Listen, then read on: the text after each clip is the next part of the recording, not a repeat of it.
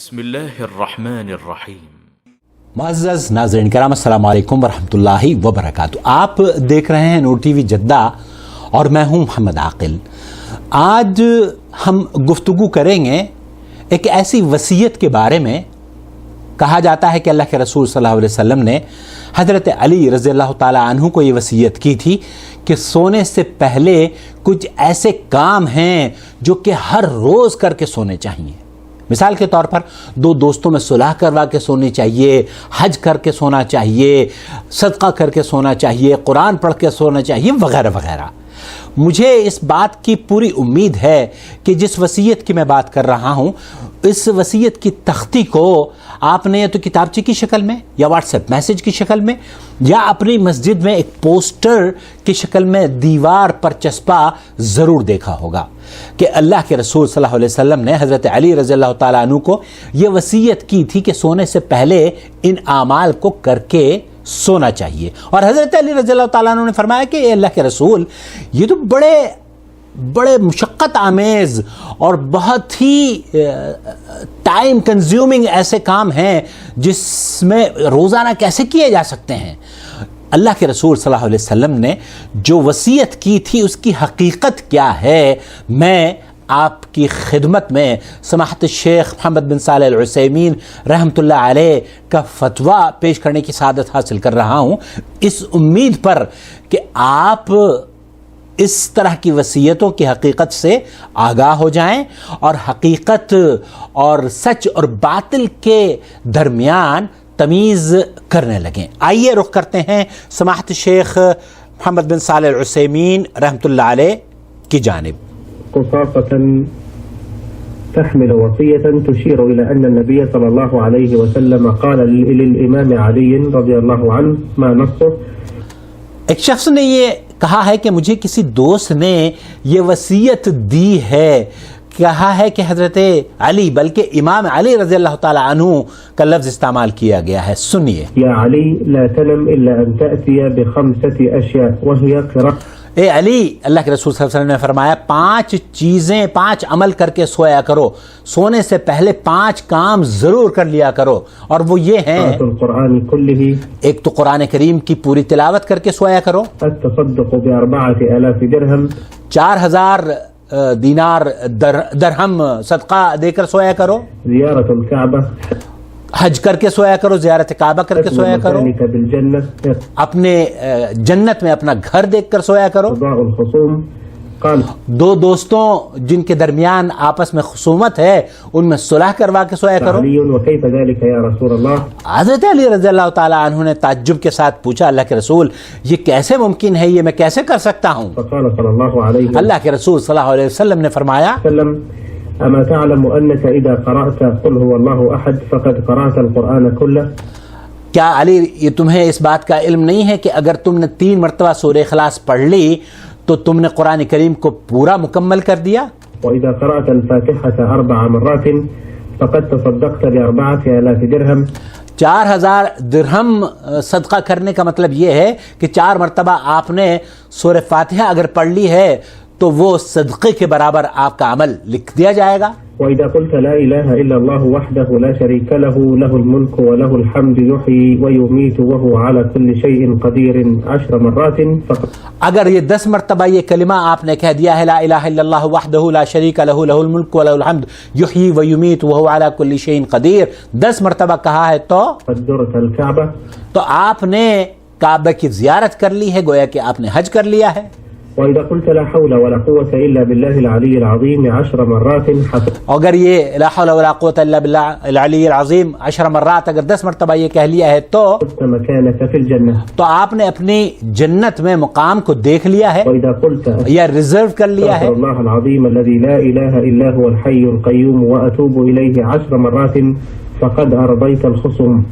تو یہ اگر 10 مرتبہ آپ نے یہ کلمات کہہ لیے ہیں تو آپ نے دو جن کے درمیان اختلاف ہے، 2 اشخاص کے بارے میں، ان میں صلح کروا دی ہے۔ السؤال هو ما مدى صحة هذه الأقوال، والذي أعلم هو أن سورة الإخلاص قل هو الله أحد۔ وہ پوچھ رہے ہیں کہ اس وصیت کی کیا حقیقت ہے؟ اور مجھے یہ پتا ہے کہ سورہ اخلاص قل هو اللہ احد ہے، تعدل ثلث القرآن، اور یہ بھی حدیث میں آیا ہے کہ اس کے پڑھنے سے ثلث القرآن کا ثواب ملتا ہے. فما هو رأيكم في هذا الحديث الذي ذكره أن النبي صلى الله عليه وسلم أوصى علي بن أبي طالب رضي الله عنه بهذه الوصايا كذب موضوع على النبي صلى الله عليه وسلم. اللہ اکبر. شیخ محمد بن صالح العثیمین رحمۃ اللہ علیہ فرما رہے ہیں کہ یہ جو حدیث بیان کی جاتی ہے اور یہ جو وصیت بیان کی جاتی ہے، اللہ کے رسول صلی اللہ علیہ وسلم نے حضرت علی رضی اللہ تعالی عنہ کو یہ تمام باتیں وصیت کے طور پر فرمائی تھیں. یہ حدیث جھوٹی ہے، موضوع ہے، بے بنیاد ہے، جھوٹ ہے اللہ کے رسول صلی اللہ علیہ وسلم پر. لا يصح أن ينسب إلى الرسول عليه الصلاة والسلام، ولا يجوز أن ينقل عن الرسول صلى الله عليه وسلم، لأن من حدث عن النبي صلى الله عليه وسلم. شیخ فرما رہے ہیں کہ اس بات کو نبی کریم صلی اللہ علیہ وسلم کی طرف منسوب کرنا یہ جائز ہی نہیں ہے، اور یہ کہنا کہ اللہ کے رسول صلی اللہ علیہ وسلم نے یہ فرمایا ہے اور آپ علیہ الصلوۃ والسلام نے نہیں فرمایا، تو یہ تو جھوٹ ہے. اور نبی کریم صلی اللہ علیہ وسلم پر جھوٹ باندھنے کا مطلب یہ ہے کہ ایک آدمی اپنی جہنم کو تیار کر رہا ہے. ومن كذب على النبي صلى الله عليه وسلم متعمدا فليتبوأ مقعده من النار. اور جو شخص جان بوجھ کر اللہ کے رسول صلی اللہ علیہ وسلم پر جھوٹ باندھتا ہے تو اس نے گویا کہ اپنی سیٹ کو جہنم میں ریزرو کر لیا ہے. إلا إذا ذكره ليبين أنه موضوع ويحذر الناس منه. الا اگر کوئی آدمی اس حدیث کو بیان کر رہا ہے، اس وصیت کو بیان کر رہا ہے جیسے کہ ہم بیان کر رہے ہیں، اور وہ یہ کہتا ہے کہ یہ جھوٹ ہے، لوگوں کو متنبہ کر رہا ہے، لوگوں کو وارننگ دے رہا ہے کہ بھائی اس طرح کے عمل بغیر تصدیق کے نہیں کرنے چاہیے، تو یہ تو اس کے لیے جائز ہے. فهذا مأجور عليه. اس طرح کے کام کرنے پر تو اجر ملے گا.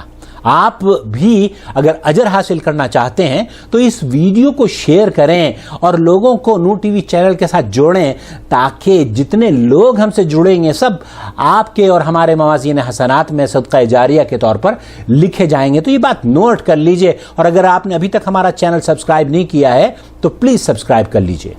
والمهم أن هذا الحديث كذب على النبي صلى الله عليه وسلم. شیخ فرما رہے ہیں کہ یہ جو حدیث بیان کی جا رہی ہے، دوبارہ پھر شیخ فرما رہے ہیں کہ یہ جھوٹ ہے، اللہ کے رسول صلی اللہ علیہ وسلم پر بہتان ہے. وعلى علي بن ابي طالب رضي الله اور حضرت علی رضی اللہ تعالی عنہ کے اوپر بھی یہ جھوٹ اور بہتان ہے.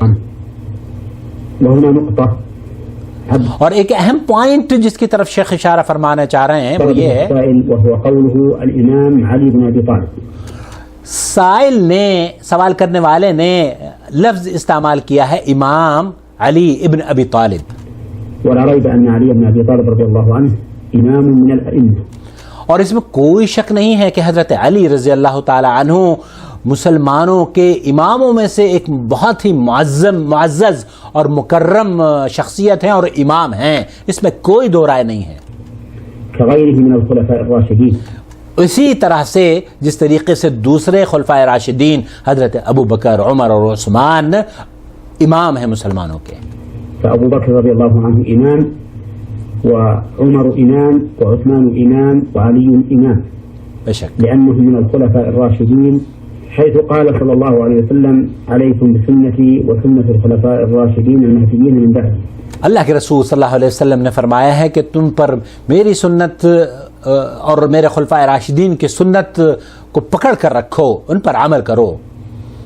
وهذا الوصف ينطبق على ابي بكر وعمر وعثمان وعلي رضي الله عنهم اجمعين. اور یہ جو صفت ہے یہ حضرت ابو بکر، عمر، عثمان اور علی رضوان اللہ علیہ مجمعین سب پر اس کا انطباق ہوتا ہے، سب کے لیے مشمول ہے. فليست الإمامة خاصة بعلي بن أبي طالب رضي الله عنه. تو یہ خاص امام کا لفظ حضرت علی رضی اللہ تعالی عنہ کے لیے یہ سمجھ کر کرنا کہ صرف امام کا لفظ انہی کے لیے جائز ہے یا وہی زیادہ مستحق ہیں، یہ بات بھی درست نہیں ہے. بل هي وصف لكل من يقتدى به. شیخ فرما رہے ہیں کہ یہ ایک ایسی صفت ہے ان لوگوں کے لیے جو کہ ان تمام کی پیروی کرتے ہیں. ولهذا